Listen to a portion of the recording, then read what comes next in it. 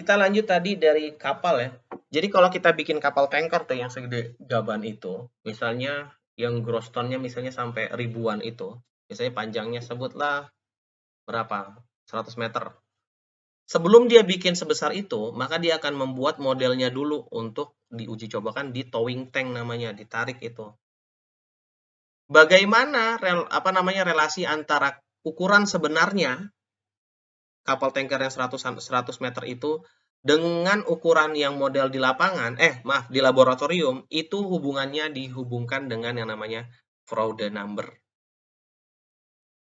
Buat teman-teman nanti yang tadi ceritanya kita ke Bali, kita mau lihat di towing tank itu, di kolam hidrodinamik itu, di kolam hidrodinamik kita di Indonesia, kolam hidrodinamik itu punya cuma beberapa. Yang punya tuh di Tanjung Priok ada, di UGM ada, di Bali ada, cuma dikit. Jadi yang bisa menguji cobakan model kapal untuk towing tank itu cuma dikit. Dan itu tadi sangat berpengaruh sama Froude number. Nanti kita lihat juga Froude number ini akan banyak banget muncul di open channel flow. Banyak banget, oke? Kita lanjut. Sekarang kita masuk ke materi. Open channel flow. Apa sih open channel flow itu? Intinya sih open channel flow itu kalau kita punya sebuah saluran, di mana salurannya itu ada bagian dari si air, permukaan air, yang bersentuhan langsung dengan udara. Kalau misalnya ini adalah udara, aduh nulisnya susah. Ini air. Oke? Maka bagian ininya disebut, nih yang ini nih, disebut free surface. Bagian ininya disebut free surface. Jadi ketika tadi ada bagian disebut, maka kita punya fenomena namanya open channel flow. Di mana nanti tekanan pada permukaan ini adalah sama dengan tekanan udara, yaitu tekanan atmosfer. Oke. Apa sih bedanya antara tekanan pipa flow dengan open channel flow? Oke, yang pertama, kalau tekanan pada pipa seperti pada yang tadi kasus-kasus kita bahas ketika membahas tentang Bernoulli, persamaan Bernoulli, maka kita lihat bahwa air memenuhi seluruh saluran di pipa kita. Oke? Sementara di open channel flow, enggak. Si saluran tidak sepenuhnya terisi. Ada bagian yang kosongnya. Kita punya yang disebut free surface-nya. Oke. Yang kedua, tekanan pada pipa tidak konstan. Ingat yang kemarin? Tergantung dari ketinggian, dari kecepatan dari airnya. Sementara kalau ke kasusnya open channel flow, tekanan pada free surface-nya konstan, yaitu apa? Sama dengan tekanan atmosfer. Oke, berikutnya. Kalau pada pipe flow, maka penggerak utama dari si aliran itu adalah perbedaan tekanan sepanjang pipa tersebut. Pressure gradient-nya. Sementara, kalau penggerak utama dari open channel flow itu adalah gravitasi. Air akan mengalir dari arah yang dia mempunyai energi besar ke energi yang lebih rendah akibat dari adanya gravitasi. Oke. Kalau di pipe flow, pertama, dia biasanya konstan. Kecuali kalau kita buat berbeda kayak contohnya yang kemarin di soal-soal kita. Tapi biasanya kalau di dunia nyata, biasanya dia konstan. Dan biasanya bentuknya adalah lingkaran salurannya. Sementara kalau untuk di open channel flow, bisa dibilang penampang melintang si lingkarannya itu ya bebas, mau kotak, mau trapezoidal, mau segitiga, walaupun jarang ditemukan ya di lapangan di segitiga, bentuknya parabola ataupun bundar.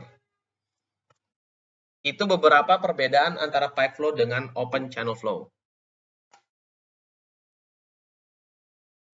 Terus Ya, open channel flow ini penting karena hampir bisa dibilang kita nemuin banyak banget kasus fenomena alam, bukan fenomena fisik di alam yang open channel flow. Sungai, danau, apalagi sungai, danau, macam-macam deh. Nah, terus kita sebagai engineer, nih karena saya ngambil dari buku Hydraulic Engineer, maka apa aja sih yang penting kita ingin tahu free surface-nya di mana? Kenapa kita ingin tahu free surface-nya? Ada yang tahu nggak? Coba, kenapa kita ingin nih, misalnya kita punya sebuah sungai, kita ingin tahu posisi free surface-nya. Kira-kira kenapa kita ingin coba dijawab di grup, kenapa kita ingin mengetahui free surface-nya? Ini rame nih, kemarin ketika di Jakarta nih rame banget. Kenapa coba? Silakan dijawab. Kita ingin tahu velocity distribution-nya. Kita ingin tahu sepanjang pandangan melintang itu, gimana sih kecepatannya? Gimana sih distribusi kecepatannya? Oke. Kita ingin tahu discharge dan levelnya, hubungannya itu bagaimana? Discharge itu air keluar. Dan terutama kita ingin tahu gimana sih cara mendesain channel yang paling optimum, biayanya rendah, tapi dia sesuai dengan tujuan kita. Nggak terlampau mahal, tapi dia cocok dengan kondisi lingkungan kita. Oke. Ingat, jangan lupa nih, kenapa kita ingin tahu lokasi dari free surface-nya. Ini contoh open channel flow yang alami. Ada danau, ada sungai, laut, semuanya deh. Kalau misalnya kita potong melintang, mungkin bentuknya seperti ini nih. Ini di satu tempat doang nih kita potong. Gerak aja 5 meter ke arah sana, ke arah yang berbeda, terus kita bikin potongan melintangnya. Beda lagi potongan melintangnya. Mungkin lebih bergerajulan, segala macam, pokoknya beda deh. Oke. Ini contoh open channel flow buatan manusia. Ada yang modelnya kayak gini nih. Trapezoidal. Ada yang pernah ngeliat nggak ini? Teman-teman Bekasi yang jalan lewat Durensawit ya daerahnya ya? Tahu nih. Tahu nggak apa nih? Ini contoh yang banjir Kanal Timur. Nih kayak gini bentuknya. Berikutnya adalah flume atau kita nyebutnya saluran irigasi. Buat teman-teman yang suka jalan-jalan misalnya ke arah Jonggol, nih teman-teman nanti ngeliat nih. Ini ada saluran irigasi panjang buatan zaman Orde Baru. Panjang banget, ntar kita lihat. Bisa ngelihat teman-teman kalau mau jalan ke Jonggol. Berikutnya adalah gorong-gorong. Gorong-gorong, kalau teman-teman misalnya ada satu daerah yang lagi dibangun, komplek lah, klaster yang lagi dibangun, klaster gede ya, biasanya dia punya ada gorong-gorong, dibangun gorong-gorong buat menyalurkan airnya. Sip. Berikutnya kita akan berbicara tentang section, oke? Ada yang disebut channel section, ada yang disebut vertical channel section. Apa sih channel section itu? Saya coba ininya dulu, gambar. Oke. Kalau misalnya kita berbicara channel section dulu ya. Kalau misalnya kita punya air yang bergerak dari bergerak dari sini nih, dari atas ke bawah airnya. Channel section itu, maka potongan melintang yang diambil tegak lurus dari si arah airnya. Jadi kayak gini nih. Ini tegak lurus. Ini tadi V-nya, kecepatan airnya, maka dia tegak lurus nih. Ini misalnya B. Ini disebut channel section. Ingat, dia tegak lurus dari alah alirannya. Bukan tegak lurus dari dasarnya. Oke? Oke? Dimengerti?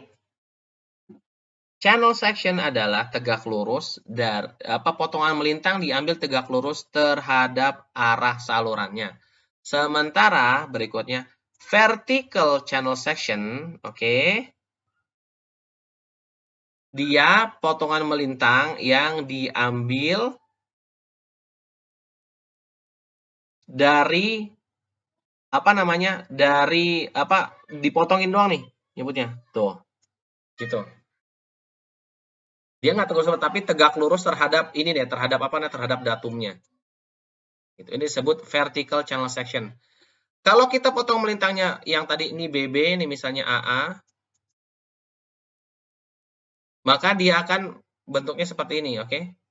Tapi kalau dia potongan melintangnya seperti vertical channel section, dia kayak gini nih. Oke? Jadi teman-teman tahu nih. Oh, jadi apa namanya, ada bedanya ya, touch transaction dengan vertical transaction. Oke, sip.